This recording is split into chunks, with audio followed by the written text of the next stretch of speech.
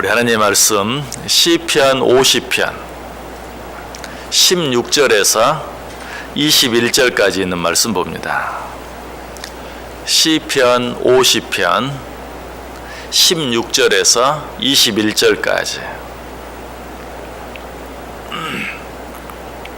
우리 한 절씩 교독합니다. 제가 16절 읽습니다.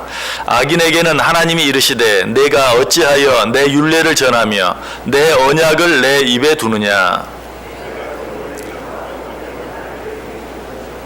도둑을 본즉 그와 연합하고 간음하는 자들과 동료가 되며 앉아서 내 형제를 공박하며 내 어머니의 아들을 비방하는도다.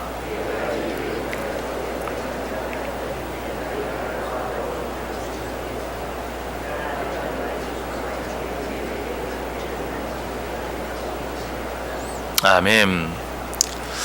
자, 우리는 지금 어떤 말씀에 대해 생각해 보고 있습니까?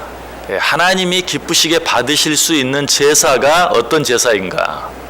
하나님께서 기쁘게 받으실 수 있는 예배가 어떤 예배인가 하는 것에 대해서 생각해 보고 있습니다. 세 가지 생각해 보았죠. 우리 하나님께서는 감사로 드리는 제사, 즉 감사로 드리는 예배를 기쁘게 받으신다. 또 우리 하나님께서는 서원한 것을 갚는 제사, 하나님과 약속한 것은 반드시 지키는 예배, 그러한 예배를 기쁘게 받으신다. 세 번째는 환난 날에 하나님을 부르는 자들의 제사, 이러한 예배를 하나님은 기뻐하신다. 이 말은 무슨 말이죠? 하나님께서 환난 날에 당신의 이름을 부르는 자들의 예배를 기쁘게 받으신다. 이 말은 어떤 어려움이 있든지 하나님이 능히 나를 도우실 수 있다는 믿음, 확신을 가지고 드리는 예배, 이런 예배를 하나님이 기쁘게 받으신다라고 말씀드렸습니다. 자, 그런데 하나님께서 기쁘게 받으실 수 있는 예배에 또 한 가지 조건이 있어요. 네 번째 조건, 그것은 무엇일까요? 하나님이 기뻐하시는 삶을 사는 것입니다. 너무 당연한 이야기죠. 삶이 뒷받침되지 않는 예배는 거짓 예배요. 하나님은 그런 예배를 받으실 수 없어요. 제사를 드릴 때는 거룩해요. 예배를 드릴 때는 거룩해요. 그러나 그 예배가 마친, 그 제사가 마쳐진 뒤의 삶은 전혀 그 예배 드리는 자세나 제사 드리는 자세와 같지 못하다면, 하나님의 뜻대로 살아드리는 삶이 뒷받침되지 않는 예배, 하나님은 이런 예배를 받을 수 없다. 그러므로 항상 하나님이 기뻐하시는 삶이 뒷받침되는 예배라야 하나님은 그 예배를 기쁘게 받으신다. 자, 오늘 우리가 읽은 말씀은 특별히 하나님께 제사를 드리면서도 하나님께서 기뻐하시는 삶을 살지 못하는 자들을 향하여 경고하시고 책망하시는 그런 말씀입니다. 하나님께서는 이런 자들을 악인이라고 불러요. 16절 보세요. 악인에게는 하나님이 이르시되 내가 어찌하여 내 율례를 전하며 내 언약을 내 입에 두느냐. 하나님이 기뻐하시는 삶을 살지 못하는 자들, 그러면서도 입으로는 하나님에 대해서 말하고 하나님의 능력에 대해서 말하고 하나님의 사랑에 대해서 말하는 이런 자들을 향하여 어찌하여 내 율례를 전하며 어찌하여 내 언약을 내 입에 두느냐. 네가 어떻게 네 입으로 하나님에 대해서, 하나님의 말씀에 대해서 이야기할 수 있느냐라고 책망하고 있어요. 자, 하나님께 제사를 드리면서도 하나님께서 기뻐하실 만한 삶을 살지 못하는 자들, 즉 악인들은 구체적으로 어떤 자들입니까? 16절 다시 보세요. 악인에게는 하나님이 이르시되 내가 어찌하여 내 율례를 전하며 내 언약을 내 입에 두느냐. 무슨 말씀인 것 같아요? 예배를 드리지 않는 자들을 말합니까? 아니. 아름다운 신앙 고백이 없는 자들을 말합니까? 아니. 찬양을 하지 않는 자들을 말합니까? 아니. 거룩하게 예배를 드립니다. 또 하나님을 향해서 아름다운 신앙 고백도 합니다. 그리고 그 하나님께 찬양도 드립니다. 그럼에도 불구하고 하나님이 기뻐하시는 삶을 살지 않는 자들, 그런 자들을 향하여 하나님이 이르시되 내가 어찌하여 내 율례를 전하면 내 언약을 내 입에 두느냐. 무슨 말이에요? 너는 네 입으로만 하나님을 믿는구나. 너는 네 입으로만 하나님께 예배하는구나. 왜 네 입에서 나오는 말에 합당한 삶이 없느냐라고 책망하고 있는 모습을 보아요.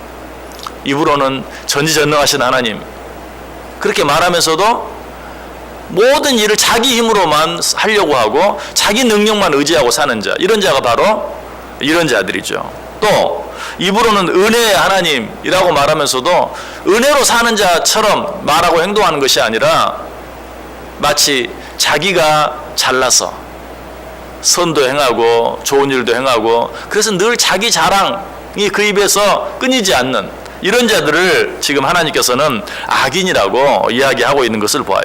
또 입으로는 사랑의 하나님을 이야기하면서도 자신은 전혀 사랑할 줄 모르는, 사랑하지 않는 그런 자들도 여기에 해당해요.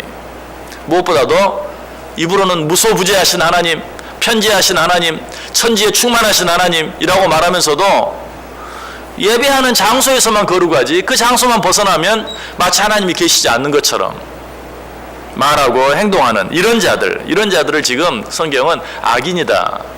자, 지금까지 말한 이런 자들을 성경은 통칭해서 뭐라고 말합니까? 외식하는 자들이다 라고 말하고 있어요. 제가 시편 50편 처음 시작하면서 시편 50편은 외식하는 자들에 대한 경고다라고 이야기하고 있죠. 입에는 거룩이 있는데 삶에는 거룩이 없는, 입술로는 하나님을 사랑하면서도 삶으로는 하나님을 사랑하지 않는, 입술로는 이웃을 사랑한다고 말하면서도 삶으로는 이웃을 사랑하지 않는 이런 자들을 성경은 외식하는 자들이다 라고 이야기하고 있어요. 그래서 마태복음 15장 7절 8절에 보면 외식하는 자들아 이사야가 너희에게 관하여 잘 예언하였도다. 일러스되 이 백성이 입술로는 나를 공경하되 마음은 내게서 멀도다. 외식하는 이런 자들을 외식하는 자라고 말하고 있죠. 오늘 본문이 16절에서 누구를 지적하고 있어요? 그 입에는 말씀이 있고 그 입에는 율례가 있는데 삶에는 하나님의 말씀도 하나님의 율례도 없는 자들, 정확히 어떤 자들이 외식하는 자들을 향해서 이야기하고 있는 것이. 자, 계속해서 오늘 말씀드린 이제 외식하는 자들의 그 죄가 어떤 것인지 좀 더 구체적으로 이야기하고 있어요. 17절 보세요. 내가 교훈을 미워하고 내 말을 내 뒤로 던지며. 무슨 말이에요? 하나님의 말씀을 뒤로 던진다. 하나님께 제사를 드릴 때는 하나님의 말씀을 잘 듣는 것 같아요. 그러나 그 말씀을 뒤로 던져버린다. 우리말로 하면 하나님의 말씀을 한 귀로 듣고 한 귀로 흘려버린다. 이것이 바로 외식이에요. 분명히 말씀을 들어요. 그러나 한 귀로 흘러버리고 말아요. 이런 자들은 외식하는 자들이다. 또 18절 보세요. 도둑을 본즉 그와 연합하고 간음하는 자들과 동료가 되며. 하나님께 제사를 드릴 때는 얼마나 거룩하고 엄숙한 모습으로 하나님께 예배 드리는지 몰라요. 그러나 구체적으로 악을 행하는 도둑을 보면 그와 연합하고 간음하는 자들과 동료가 되고, 그 예배하는 장소만 떠나면 하나님을 믿는 자와 믿지 않는 자와 구별이 되지 않는다는 것이, 도둑들, 간음하는 자들과 다를 바가 없다는 것이 바로 이런 자들이 외식하는 자예요. 뿐만 아니라 어떤 자입니까? 한 입으로 두 말하는 자. 아까 이야기했죠. 16절에 입에는 말씀이 있고 율례가 있어요. 하나님은 사랑이십니다.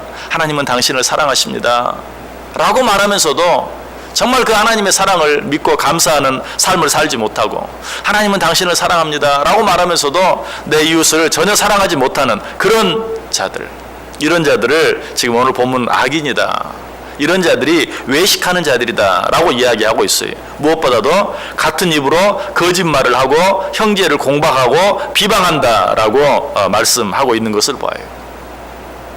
여러분, 우리는 우리의 입에서 다른 사람을 비판하거나 비방하는 말을 할 때 그것이 외식이다라는 걸 알아야 돼요. 우리는 외식의 모습에 대해서 잘 알죠. 예를 들어서 사람들에게 보이려고 기도하는 것, 또 사람들에게 나타내기 위해서 구제하는 것, 이런 것이 외식이라는 거 잘 알죠. 근데 우리가 잘 알지 못하고 행하는 또 하나의 외식이 있어요. 그것이 무엇이라고요? 다른 사람을 비방하고 다른 사람을 함부로 비판하는 것. 왜 그것이 외식입니까? 다른 사람을 비방하고 비판한다는 것은 나는 그렇지 않은 것처럼 생각하기 때문에 그렇게 하는 것이죠. 그것이 바로 외식이라는 것이. 사실 우리가 우리 자신의 본 모습을 바로 인정하고 바로 깨닫는다면 결코 함부로 남을 비판하거나 비방할 수 없어요. 내가 남을 함부로 비방하고 비판한다는 것은 내 모습을 모른다는 거예요. 그리고 겉으로 드러난 내 모습만이 나의 진정한 모습이라고 생각해. 다른 사람들의 눈에 어떻게 내가 비치느냐, 내가 지금 거룩한 모습으로 예배하고 있고 거룩한 모습으로 기도하고 있고 거룩한 모습으로 찬송하고 있기 때문에 나는 거룩하다. 여러분, 이게 뭐예요? 외식이죠. 그런데 보이지 않는 내 모습, 그 모습을 정말 정직하게 인정하는 자들은 절대로 남을 함부로 비판하거나 비방할 수 없는 것이, 여러분, 사람의 눈을 피할 수 있는 것처럼 하나님의 눈도 피할 수 있다고 생각하는 것, 이것처럼 무서운 죄가 없어요. 우리가 사람의 눈을 피할 수 있어도 하나님의 눈은 피할 수 없어요. 성경은 하나님의 눈을 뭐라고 말하고 있습니까? 불꽃 같은 눈이다. 요한계시록 1장 14절에 그의 눈은 불꽃 같고, 무슨 말입니까? 역대하 16장 9절에 있는 것처럼 여호와의 눈은 온 땅을 두루 감찰하사 전심으로 자기에게 향하는 자들을 위하여 능력을 베푸신다. 여호와의 눈은 온 땅을 두루 감찰하신다. 다시 말하면 하나님의 눈을 피할 수 있는 곳이 이 상 어느 한 구석도 없다. 이 상에 뭐 CCTV가 아무리 많다고 해도 어디나 사각지대는 있어요. 여러분 뉴스를 보세요. 어떤 사람이 범죄를 행한 어떤 사람이 분명히 CCTV에 잡혔어요. 그런데 정작 범죄를 행하는 그 장면만큼은 나타나지 않는, 그 사람이 확실한데도 범행하는 그 장면은 CCTV 어떤 한 구석에 가려서 나오지 않는 그런 일들을 보죠. 그러나 우리 하나님의 눈은 그렇지 않다는 것이, 온 땅을 두루 감찰하신다. 하나님의 눈을 속일 수 있는, 하나님의 눈에서 피할 수 있는 그런 어떤 일, 그런 사람은 아무도 없어요. 그런데 사람의 눈을 피할 수 있는 것처럼 하나님의 눈을 피할 수 있다고 생각하는 자들, 이런 자들이 바로 외식하는 자이다. 이런 자는 사람에게 들키지 않으면 하나님께도 들키지 않았다고 생각해요. 그래서 다른 사람을 비판하고 다른 사람을 비난해. 다른 사람이 모르는 일은 하나님도 모른다고 생각하고 늘 교만한 삶을 살아요. 늘 교만한 말을 해요. 이런 자들을 성경은 외식하는 자다라고 이야기하고 있어요.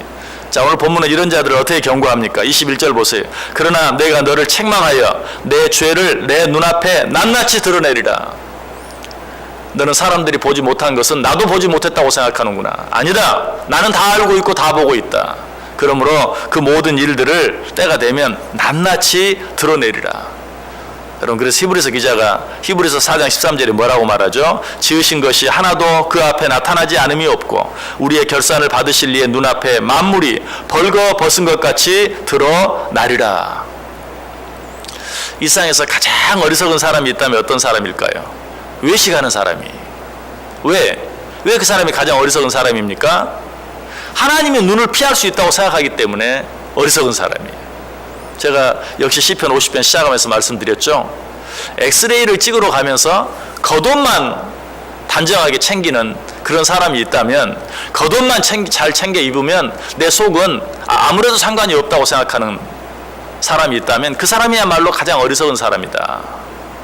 신혼여행을 가면서 속옷을 생각하지 아니하고 겉옷만 생각하는 그런 신부가 있다면 그 신부는 정말 어리석은 신부다. 마찬가지 하나님 앞에서 외식하는 자, 이런 자는 이 세상에서 가장 어리석은 자예요.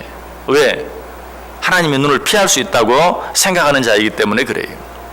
여러분, 외식은 우리 하나님께서 가장 싫어하시는 일 가운데 하나예요. 그래서 예수님께서도 산상수훈 공생애를 시작하시면서 첫 번째 하신 그 산상수훈에서 외식에 대해서 길게 여러 번 자세하게 말씀하고 있는 것을 보게 돼요. 너희는 기도할 때 외식하지 말라, 구제할 때 외식하지 말라 라고 이야기하고 있어요.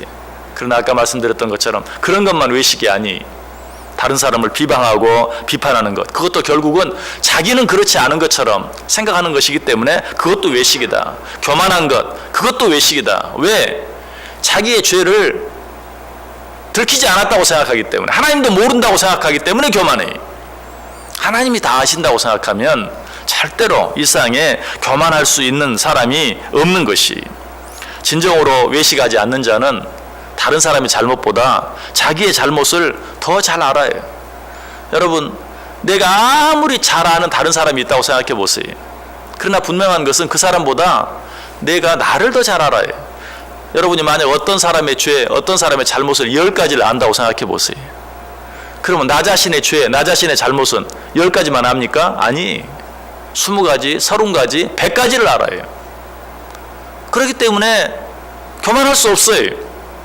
다른 사람을 함부로 비판할 수 없는 것이, 왜? 내가 알고 있는, 아무리 죄가 많은 사람이라 할지라도 내가 알고 있는 나의 죄에 비하면 세 발의 피해예요. 여러분, 다른 사람의 죄를 얼마나 알고 있습니까? 다른 사람이 죄 짓는 것을 여러분이 얼마나 자주 보았습니까? 아무리 자주 보았다고 해도 10번, 20번에 그쳐요. 그러나 내가 잘못한 것은 어때요? 10번, 20번에 그칩니까? 아니, 50번, 100번, 아니 수도 셀 수가 없어요. 그런 사람이 어떻게 교만할 수 있겠어요? 그런 사람이 어떻게 함부로 남에게 손가락질 할 수 있겠어요? 그럴 수 없다는 것이. 여러분, 하나님이 기뻐하시는 예배를 드리기를 원하십니까? 겸손해야 돼요. 하나님이 기뻐하는 예배를 드리기 위해서는 우리가 외식하면 안 돼요. 하나님께서 기뻐하시는 삶을 살아야 돼요. 자, 지금 우리가 예배를 드리고 있습니다. 여러분, 이 예배가 외식하는 예배입니까? 아닙니까? 이 예배가 외식하는 예배인가 아닌가 하는 것은 지금 이 시간에 결정되는 게 아니에요. 이 예배를 마치고 오늘 하루를 어떻게 사느냐에 따라서 지금 이 예배가 외식하는 예배가 될 수도 있고 외식하지 않는 예배가 될 수도 있어요. 이 예배를 마치고 오늘 하루를 어떻게 사느냐에 따라서 이 예배가 하나님이 받으시는 예배가 될 수도 있고 하나님이 받지 않으시는 예배가 될 수도 있어요. 지금 이 시간에 우리가 거룩한 모습으로, 아니 이 시간만큼은 절대로 겉모습만이 아니라 속으로도 악한 생각 않고 더러운 생각 않고 깨끗한 마음으로 거룩한 마음으로 하나님께 예배한다고 해서 이 예배가 거룩한 예배가 되는 게 아니, 이 예배가 하나님이 기뻐하시는 예배가 되는 게 아니, 이 예배가 얼마나 거룩한 예배가 되느냐, 이 예배가 얼마나 아름다운 예배가 되느냐, 이 예배가 얼마나 하나님이 기쁘시게 받으시는 예배가 되느냐 하는 것은 이 예배를 마치고 오늘 하루 내가 어떻게 살아드리냐에 달려있다. 부디 정말 하나님이 기뻐하시는 삶을 살아드림으로 우리가 드리는 모든 예배가 하나님이 기뻐 받으실 수 있는 아름다운 예배, 그래서 하나님께 칭찬을 받고 그 예배로 말미암아 또 하나님께 축복을 받을 수 있는 귀한 예배가 될 수 있기를, 귀한 삶이 될 수 있기를 주님의 이름으로 간절히 축원합니다.